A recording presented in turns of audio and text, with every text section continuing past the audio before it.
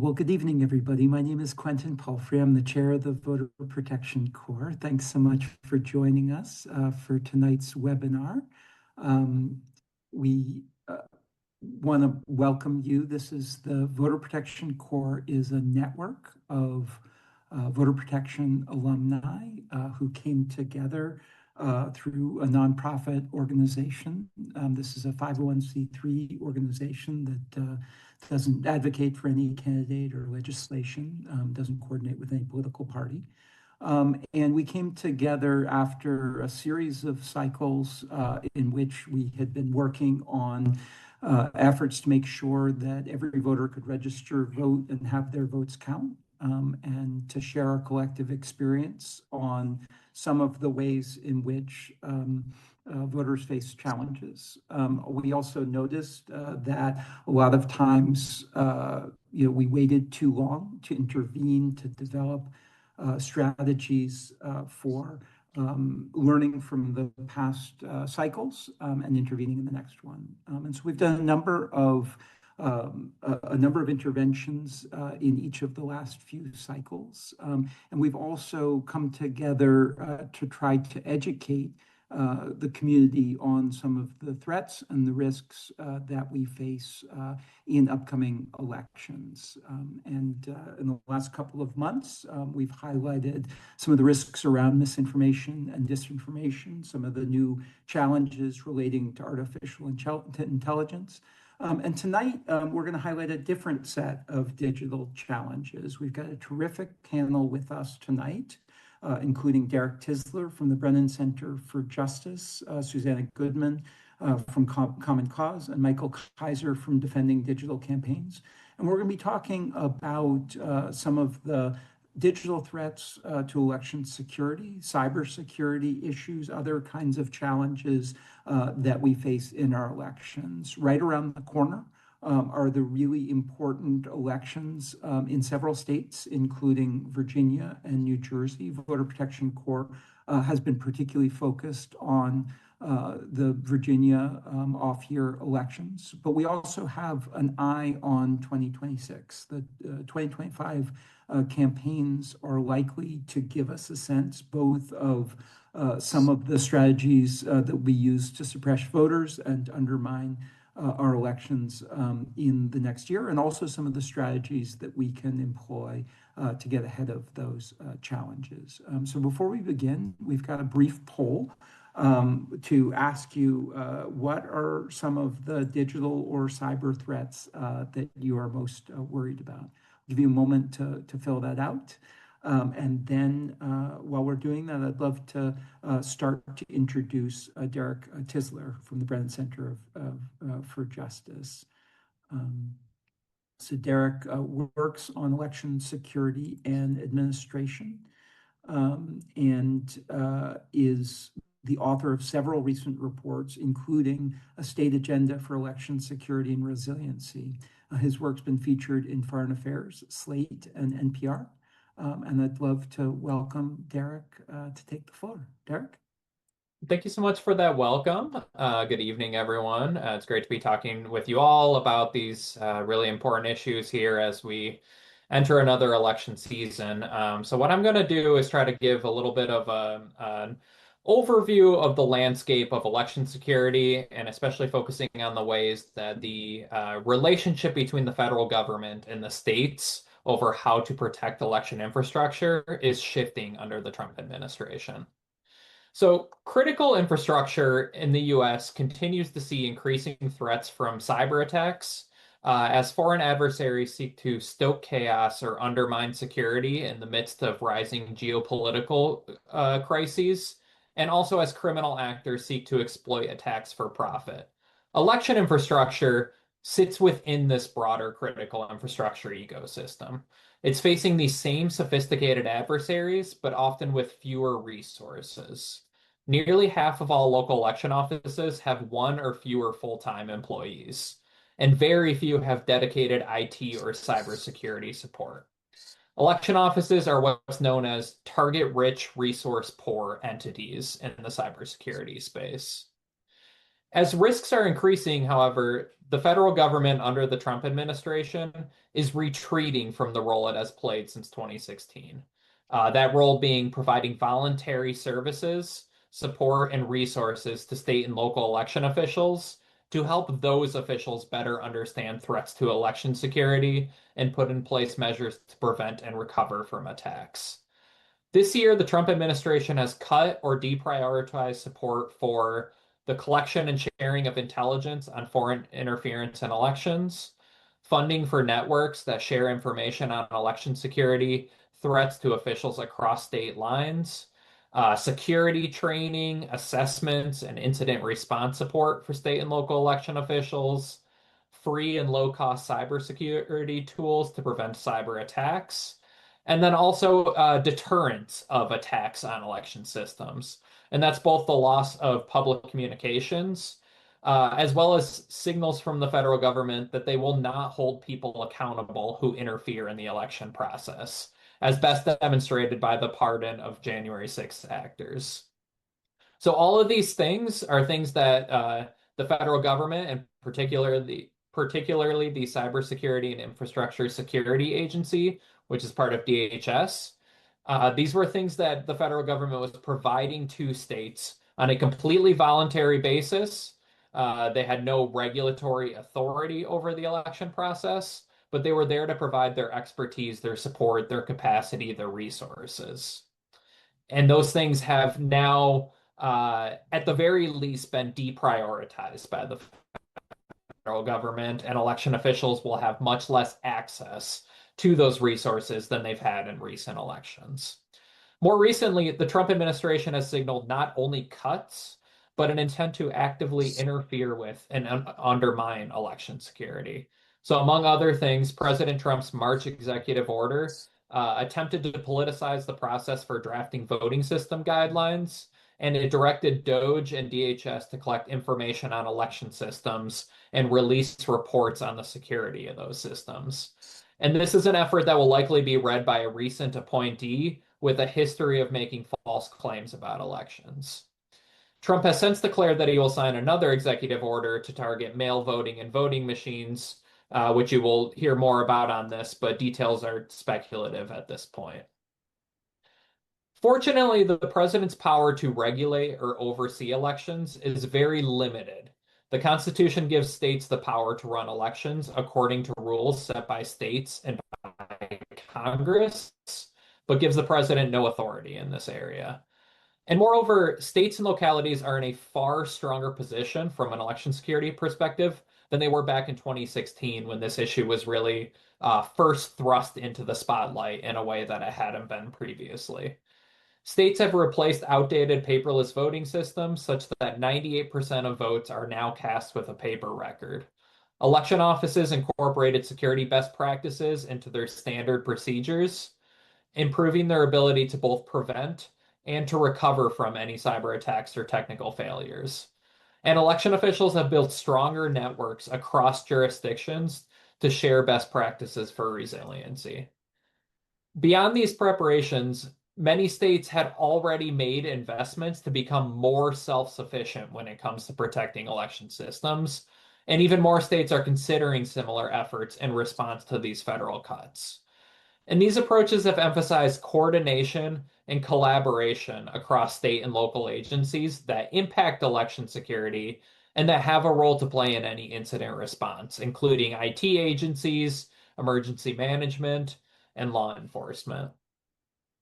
Some of the innovative approaches include forming comprehensive working groups that bring together election officials with other public officials to identify and coordinate available assistance, hiring trained cybersecurity and election administration professionals to work directly with local election officials, partnering with public universities to train students in election administration and cybersecurity and putting those students in the field to help, purchasing or negotiating cybersecurity services at scale and providing them at lower cost, creating interstate networks that allow IT and cyber officials to share threat intelligence without the need of any federal intermediaries, and mandating that local election offices adopt minimum cybersecurity standards and effective backup measures. This isn't to say that there isn't more work to do on the issue. States need to be prioritizing election security and making sure that election officials have the support they need to understand and to prepare for threats. Election officials should be coordinating with government partners on incident response plans and mapping out backup measures that can be quickly implemented to keep voters voting through any attack or technical failure. And leaders across society need to be standing up for the security of elections and pushing back on attempts to undermine these systems. But despite cuts to federal support and unprecedented challenges to election security, all of this progress points to reasons for optimism. So, first, as I said, states are in a much stronger position on election security than they have been in years past.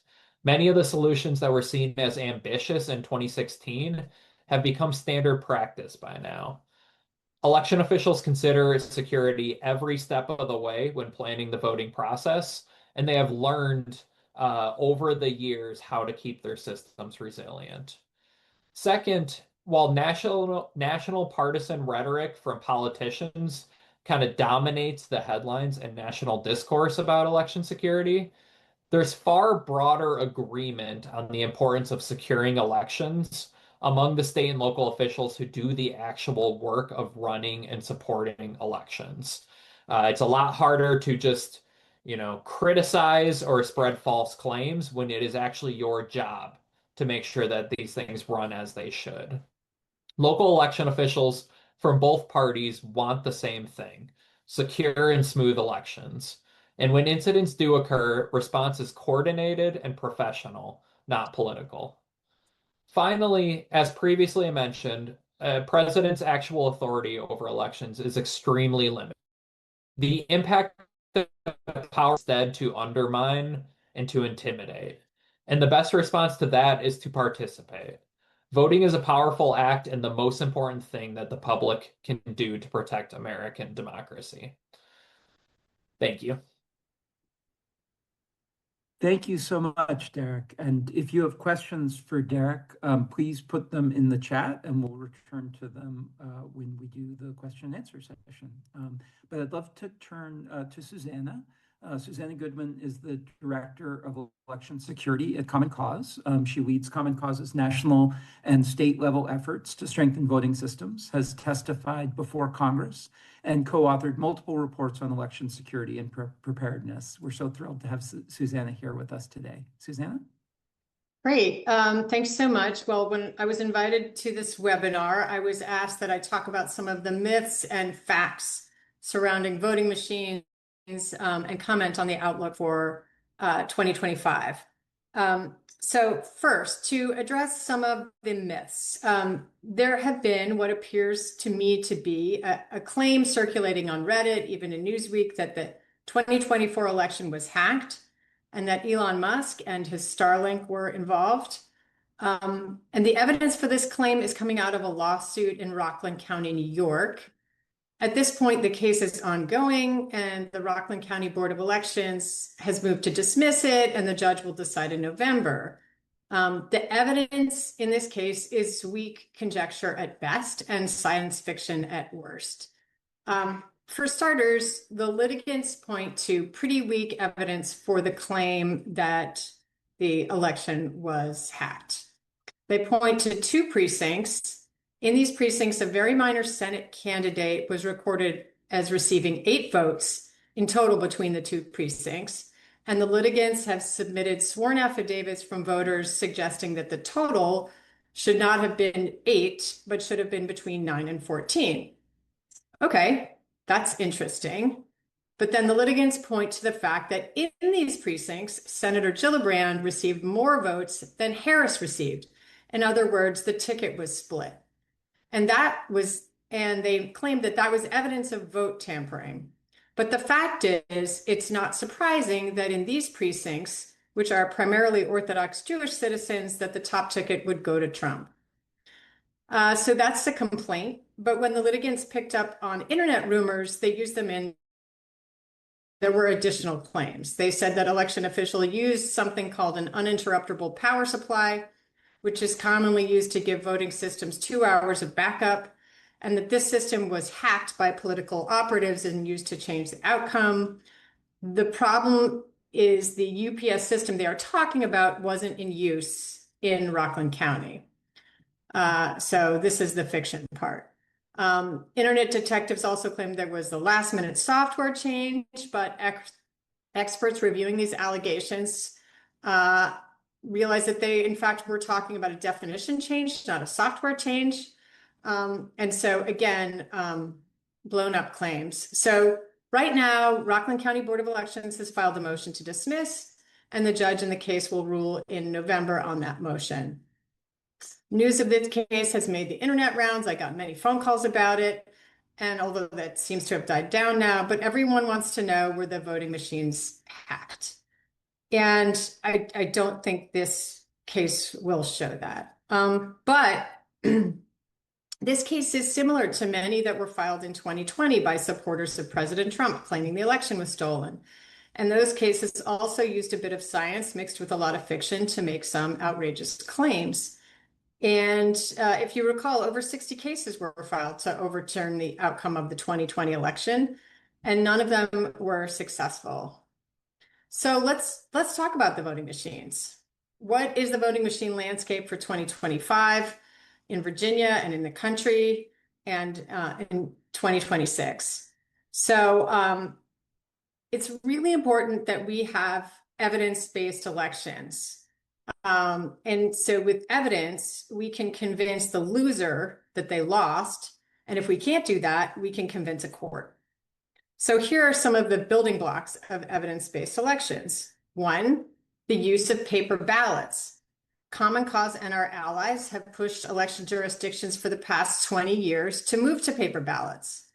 Paper ballots that are verified by the voter can be used in recounts and audits, and paper itself cannot be hacked. It is not digital. And if you recall, in the 2020 election, there was a statewide hand recount of every paper ballot in the Georgia election. And that hand count, along with 2 electronic counts, i.e. rescanning of the ballots, was used as evidence of the election results. We have paper ballots in every jurisdiction in the country, with the exception of Louisiana, where there's a law in the books, but they haven't funded replacing the systems. So that's been huge progress. We have strong evidence of election outcomes with paper ballots. And in addition to paper ballots, we also recommend using those paper ballots to audit the election. At its simplest, an audit is taking a hand-counted sample of those paper ballots to check the digital count. In other words, using a sample of the paper ballots that voters have verified to check the machine function, or in some cases, to check the result of an actual contest.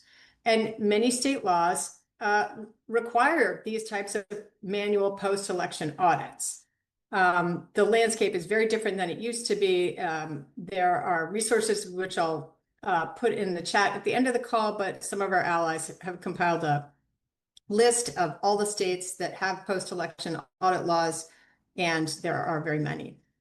In Virginia, there is such a law. Specifically, after the 2025 election, one general assembly race will be audited with a risk limiting audit.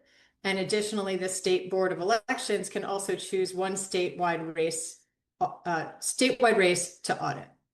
So that's 2 things that we ask for to create evidence-based elections: paper and checking that the outcome is correct by using those papers.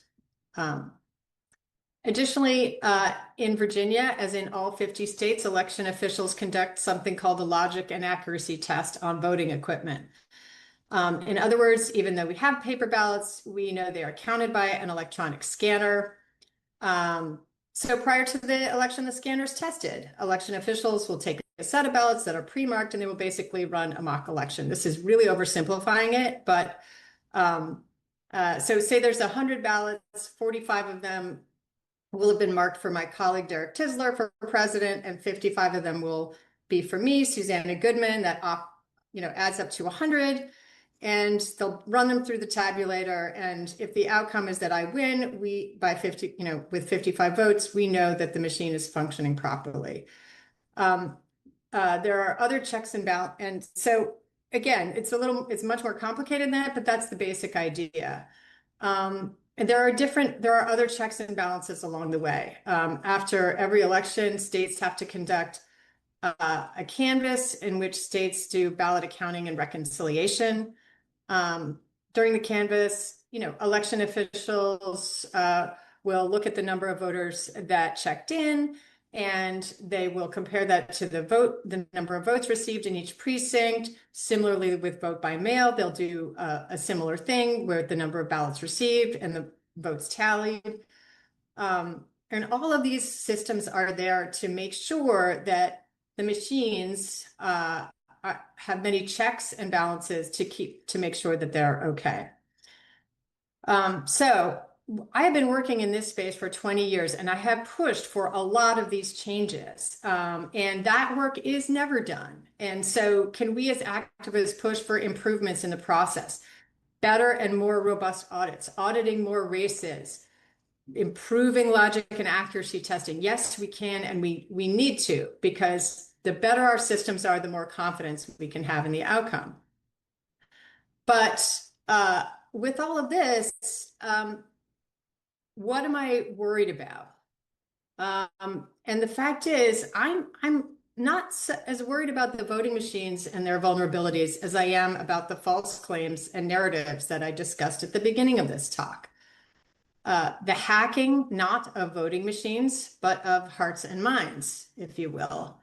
And I'm concerned about that because some of the folks that have talked about the worst conspiracy theories and have used them to create the flimsiest of evidence to try to prove that the 2020 election was stolen, still have the president's ear. And some of them have been installed in the Department of Homeland Security in positions of authority. The good news is that states still run elections, and the federal government does not have a role in running elections, except for some very limited things. So I think we need to continue to push back on false claims. We shouldn't be amplifying false narratives. We should be supporting election officials in the running of elections. And we should always work to improve voting systems and voting machines and the processes by which we make sure that our systems are serving us.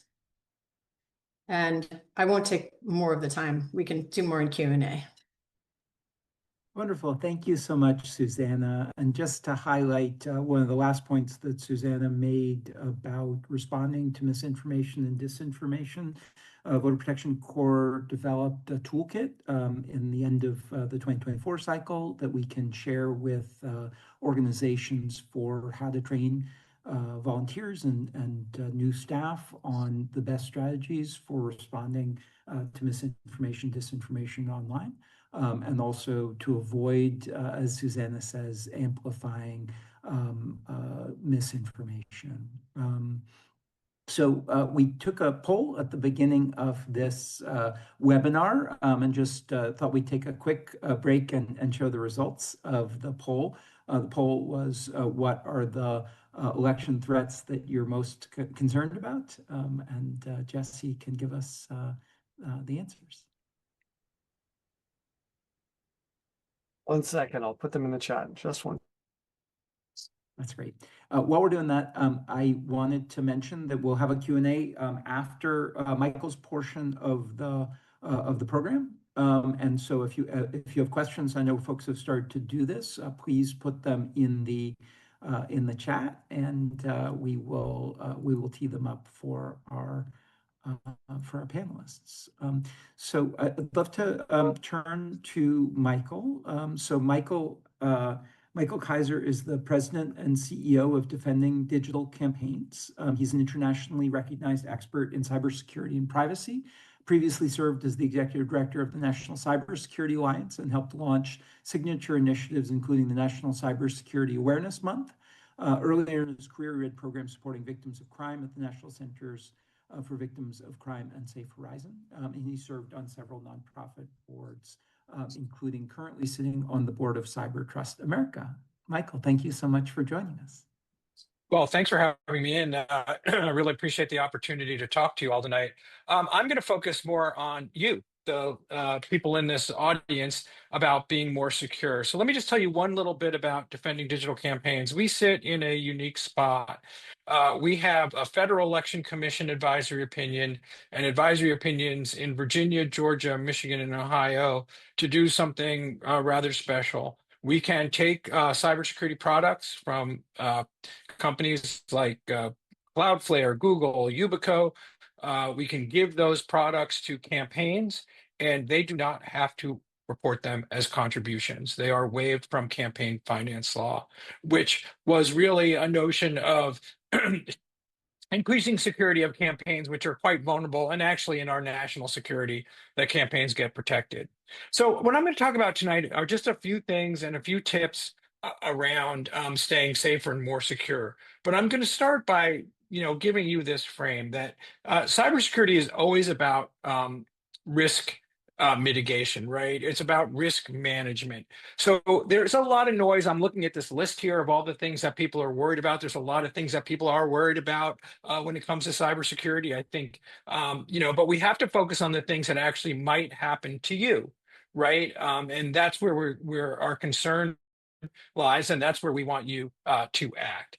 So when we look at this space, unlike your regular normal computer user, everybody who's in the political space has a special set of circumstances that they need to be aware of, right? If I'm at home and I'm just a normal consumer, I'm worried about my, credit card. I'm worried about my, bank account being hacked. I'm really worried about cyber criminals. That's my most common threat that I'll be up against. But if you're in this political space, and that means any of you, whether even if you volunteer here, if you're any way associated with a campaign, with doing things around the election, it's pretty easy to figure that out. And that puts you in another category. That puts you in what we call a high risk category. And that's because in addition to cyber criminals out there are nation states out there who are looking to get into things, and there are hacktivists. There are just people who disagree with any side, maybe all sides.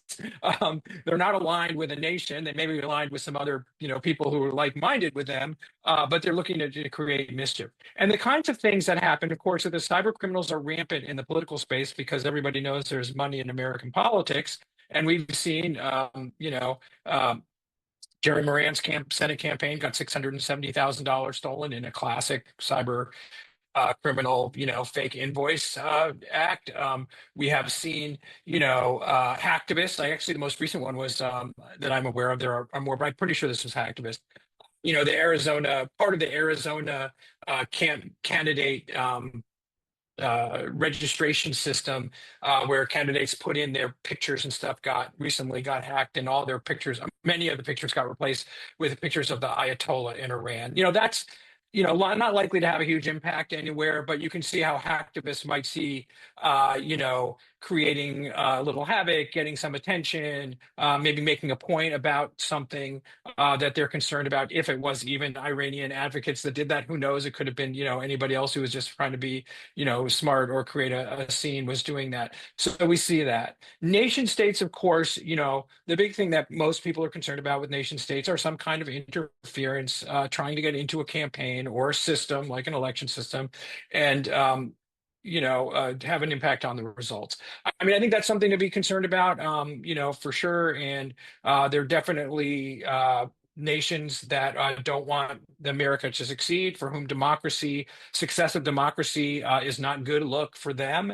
And so they want to make sure that we have chaos and we fail. However, just as a reminder, especially probably not so much for this group, but it could be, depending on what your position is, that nation states and even some of our friends conduct espionage, right? So espionage doesn't get talked about enough, in this space, but that happens all the time, right? And that's going on, and we do it, they do it, everybody does it, and our friends and our enemies do it. So you have to think about all these things. So what does that mean?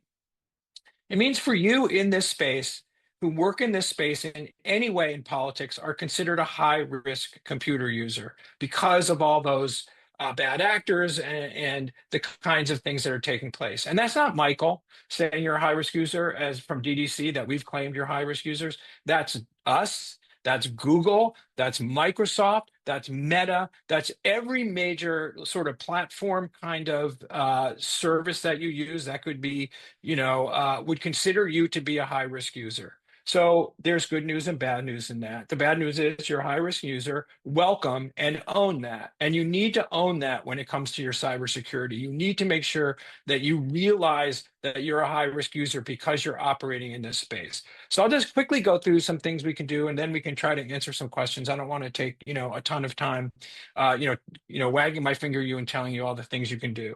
But I will focus on a couple of things. And what I will say is, cybersecurity has changed a lot since I started in 2008, when most of us hadn't even heard the word cybersecurity.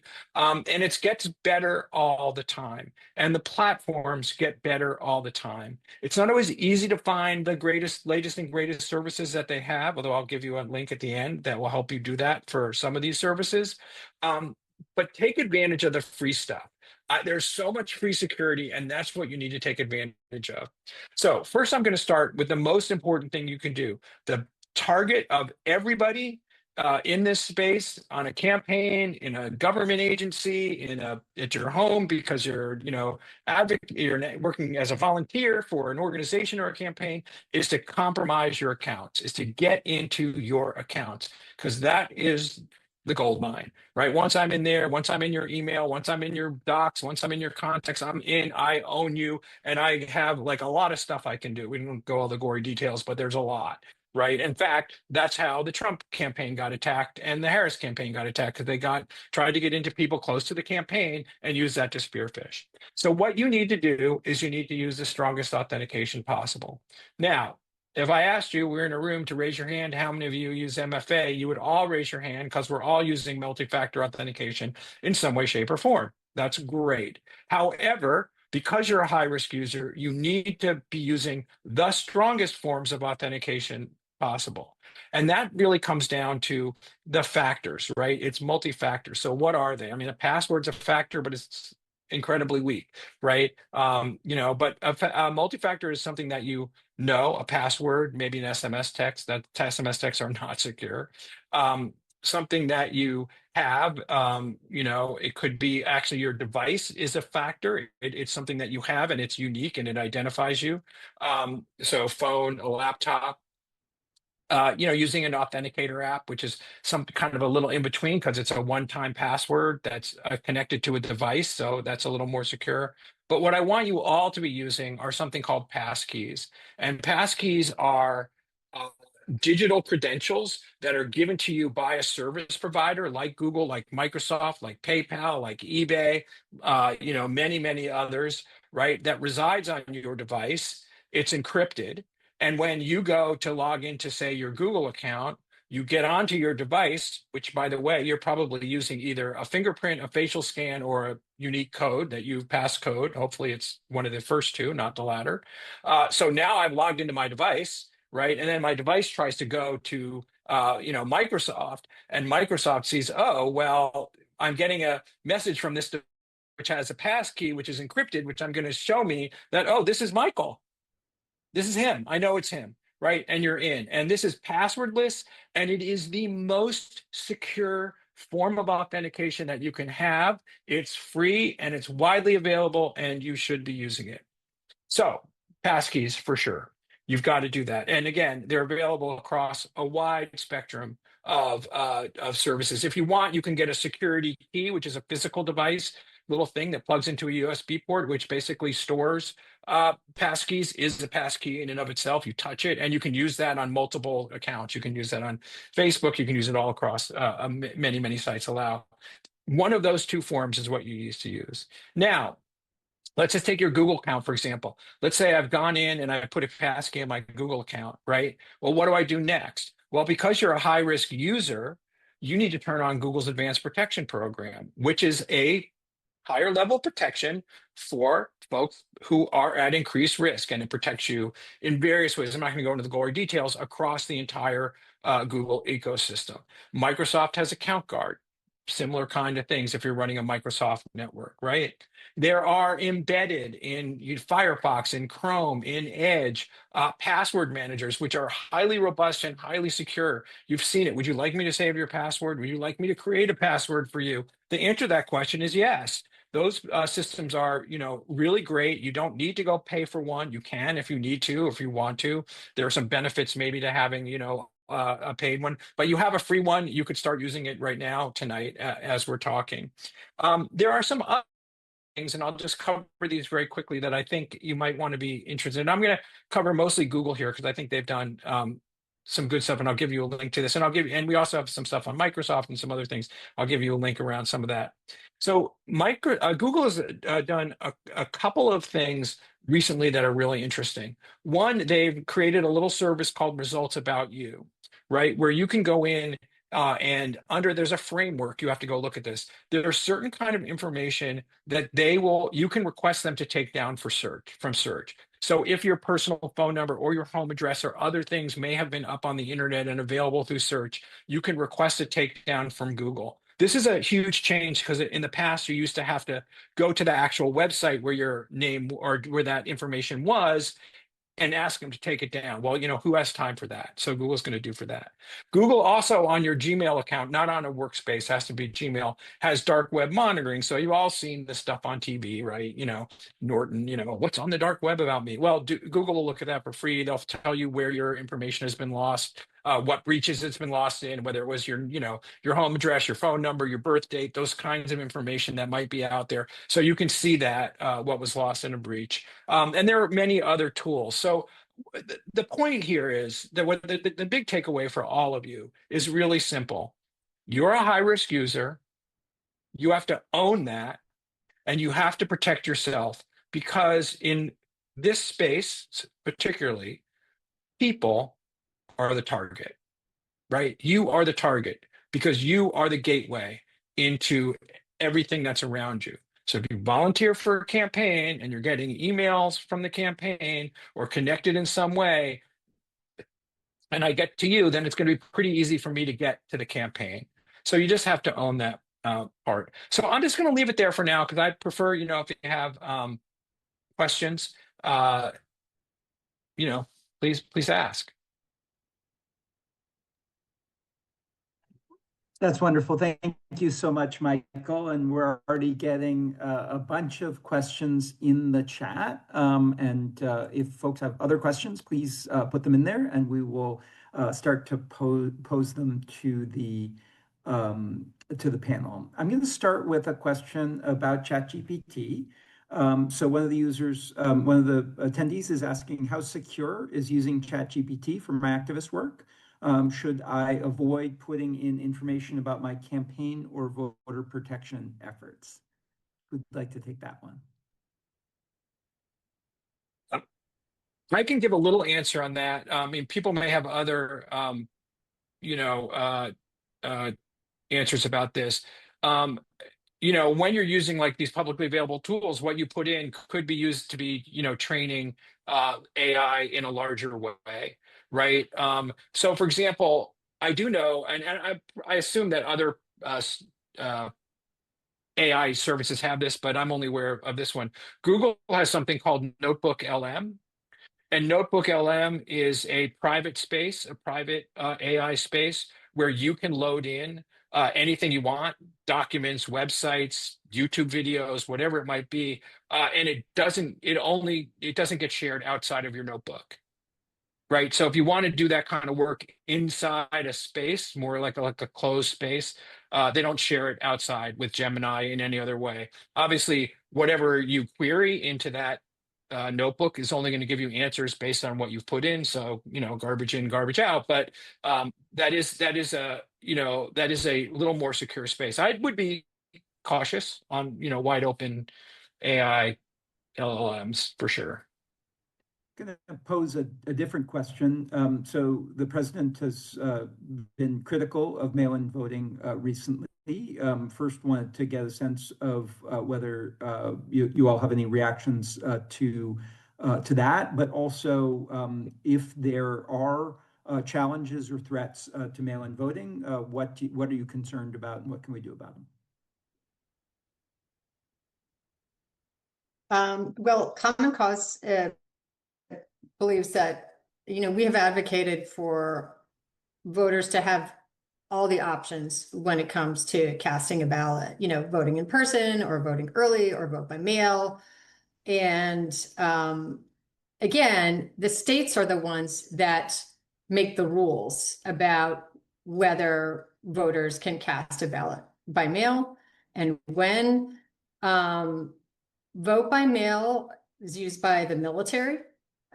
So if you're going after all vote by mail, you're really going after disenfranchising the military, which is even in this environment, probably not going to be looked upon favorably. And traditionally, vote by mail wasn't a Republican Democrat thing, who liked it and who didn't like it. Traditionally, the Western states embrace vote by mail, and that includes Utah, and that includes some of the more conservative states. And the Eastern states, because they'd always done it this way, and you vote on a Tuesday, and they were the ones that had a harder time adopting vote by mail. So the president's going after, Republican states that like vote by mail. So I think the barriers are going to be that people really like it, and that it's really up to the states. Any executive order that tries to limit when ballots come in, he doesn't have that authority. Derek? Yeah, so I would just I agree with all that. I would just add around a third of all votes are now cast by mail. This is not in any way a new system. This is something that has been growing in popularity greatly over the past couple of decades, and it is a well-tested method of casting ballots. Every state now has layers of protections in place to make sure that they are only counting votes from eligible voters and only counting one vote per voter. So it is certainly a well-tested and a secure process. There was a question in the chat about electric poll books, questions about whether they're hackable, whether there could be circumstances where a voter shows up at the rolls and their voter registration's been canceled. Any thoughts on electronic poll books and concerns or strategies around them? Sure. I mean, their machines can fail, but election officials know this. This is not their first rodeo. I mean, anything that's electronic, there can be issues. And so the Brennan Center has for years and been advocating, and so has Common Cause, for election jurisdictions to have backup systems in place. And that's what happened in I think it was just this past election cycle in 2024, maybe it was 2020, it's all blurring together. The electronic poll books went down in Ohio, they moved to paper poll books, and the election continued.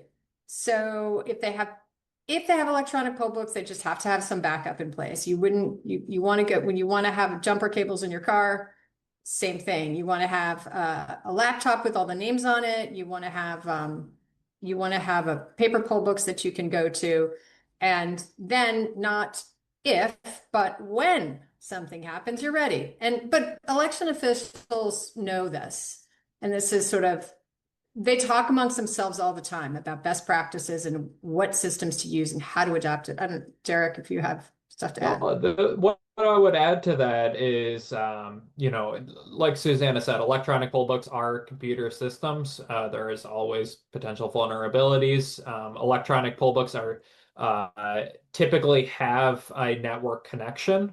They are often used across a vote center model to make sure that somebody cannot cast a ballot at more than one location. So they in themselves provide a security benefit. But if you as a voter, or if you are assisting voters, and if they go to their polling place and something doesn't look right, they know that they are registered to vote, but they're not showing up in that system, they should tell the poll workers that. And states have backup measures available where that voter can cast a provisional ballot, or if you're in a state that allows same-day registration, they can fix that registration error.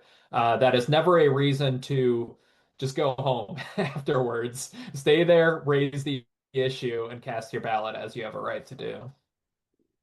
There were some specific questions for Michael about the security of various systems. I'll just list them quickly and see if you have any reactions. Proton Mail, WhatsApp, Signal. Are there certain software or technologies that you prefer or that you think are more suspect? Yeah, I mean, I'm not a real, we don't evaluate product at that level, but I'll say that you should use the ones that you're most comfortable with, but most importantly, you should use the tools built into those platforms to make you as secure as possible. I mean, certainly some people might say, well, WhatsApp's connect to Meta, even it is encrypted. You just might, it depends on your personal feeling about that. Signal is great. A lot of people use Signal. A lot of people use WhatsApp. I think they're both basically fine. When it comes to email, I think the most important piece is the security piece. How hard can you lock down that access to that account, right? So I don't know if Proton uses a passkey. I mean, if they don't, if the only thing they allow for MFA is an SMS text to get you back into your account, that is not good. That is not good enough for you. That is not a high enough level of security for someone who's a high risk user, right? So you just have to look at I don't know what tools they have available on that. That's You have great. to make that evaluation. Our Voter Protection Corps board member, Rob Whitney, has a question about audits. And I think the thrust of it is about, whether efforts to ensure the fidelity of the election can sometimes open the door to misinformation or disinformation around the notion of election conspiracies, and how you think about the balance between getting it right and also being relatively swift in announcing an election outcome and closing the door on election conspiracy lines of attack.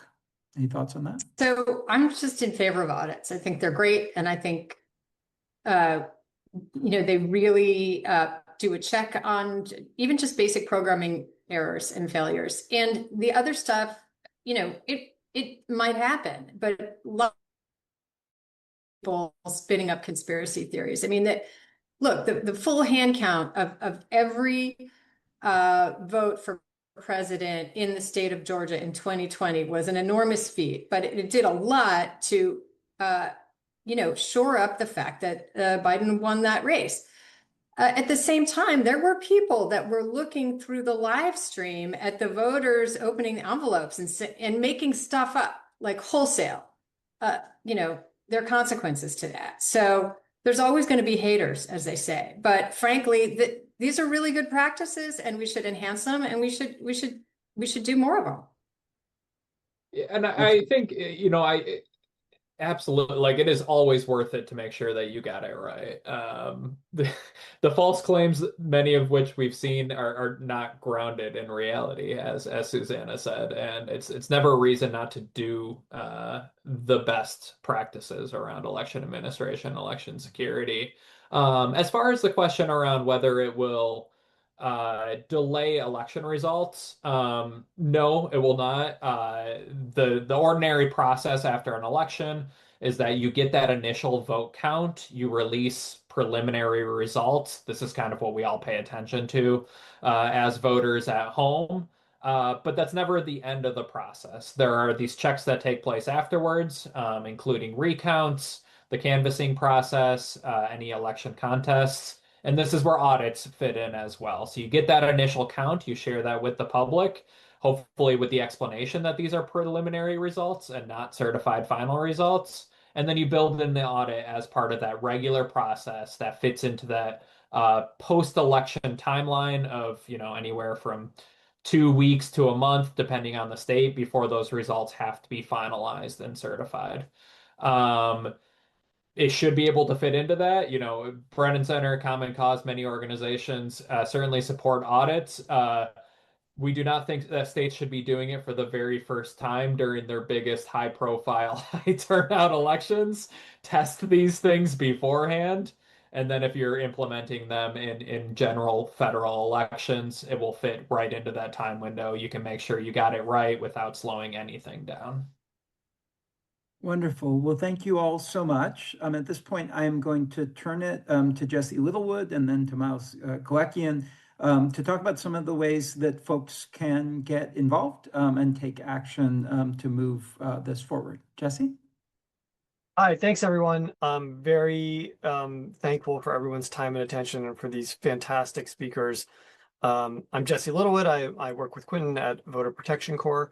I'm happy to add just a couple of calls to action for folks who are excited about this topic and what they can do both now and as we get closer to the midterms in 2026. There is if you are interested in and you have voter protection experience on a campaign side or just through a nonprofit, a nonpartisan organization, we'd love to get your help as part of our National Voter Protection Corps. I just put a link in the chat to join that. And then also there are volunteer opportunities with our friends in Virginia, an election right around the corner at Virginia Civic Engagement Table. Miles, I'll invite you to come off mute here and say a few words about that, and then I'll say a few more before we wrap up, and we'll try and get folks out right at about 8 o'clock. Miles, do you want to talk about the Virginia Civic Engagement Table? Yeah, thanks so much, Jesse, and thanks to everyone for joining and for inviting me to give a little pitch on Virginia volunteer opportunities. Today is great timing for this call because we are actually having a special election today in Virginia's 11th congressional district. So really no off years when it comes to elections here in Virginia.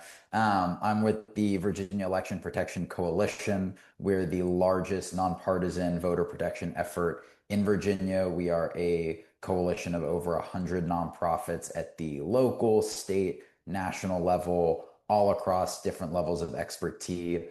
Really wanted to come on to spread this call to action that we're doing for on the ground volunteers in Virginia and neighboring states. I don't think I need to emphasize to this group how crucial elections in Virginia this fall are.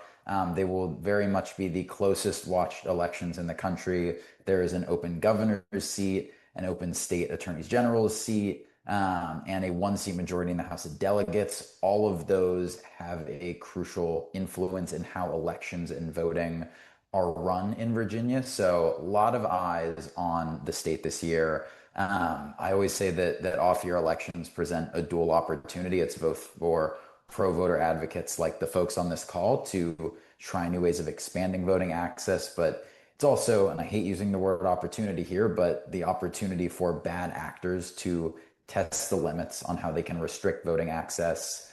I think we've seen now that a lot of these bad actors are operating under this greater feeling of being emboldened. So I think we can expect a lot of threats to be tested out in Virginia this year ahead of the midterms next year. So really want to emphasize the importance of having eyes and ears in as many places as possible. Jesse put in the chat the protectthevoteVA.org website. That is where we're directing folks for this call to action. We are trying to get as many volunteers across Virginia and in neighboring states. We have a few different roles: voter advocates, legal advocates, roving volunteers. We have a phones team. So the process there for getting involved is all outlined on the protectthevoteVA.org website. I'll also put my email in the chat, but with early voting starting in about a week and a half on September 19th, we are really nearing the time where we want to start getting folks out in the field at polling places. So appreciate the work that all of you guys are doing here on this call. Appreciate the panelists and folks for walking through this stuff, and for Jesse and Quentin, all the work that you guys are doing. So big thanks from us in Virginia, and hope that we get to see you guys at polling places. Thanks so much, Miles. Feel free to put anything in the chat and ask any additional questions for Miles on the opportunities at Virginia and the election protection work there. Before we wrap, I want to launch one last poll about if folks found value in this conversation tonight. I certainly did. I received some actionable tips to make myself more secure. I also feel like I learned a lot about what is a real threat to our election security and what is hyperbole. And I was able to understand how to go take action around these about the next most important election around the corner in Virginia.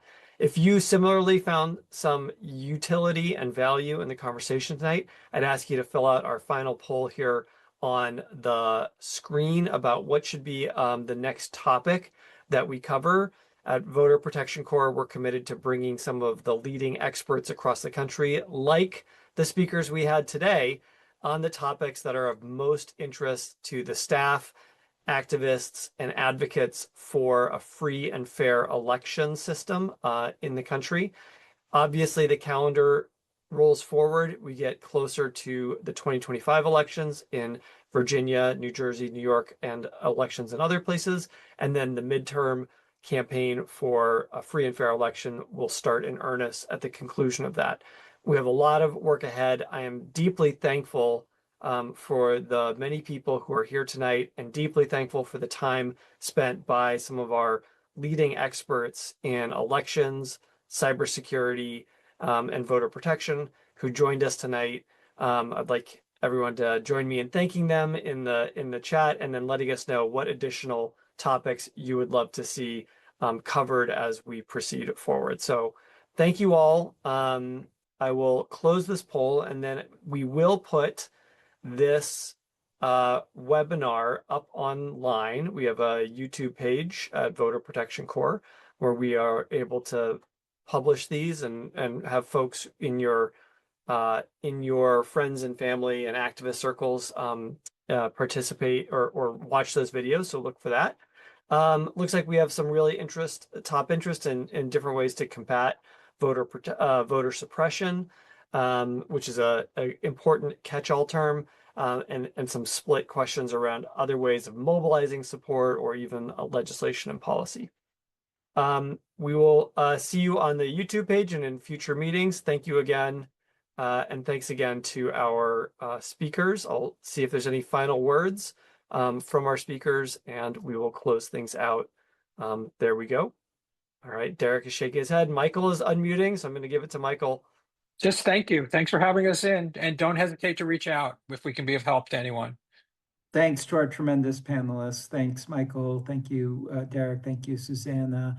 Thanks, Jesse. And thanks, Miles, for all of your work in Virginia. Thank you all for joining us. This is the time. This is the time to protect the vote. Our democracy is facing unprecedented challenges. We need to make sure that everybody has a right to register, vote, and have their vote counted. So thank you so much for all you do. Appreciate it.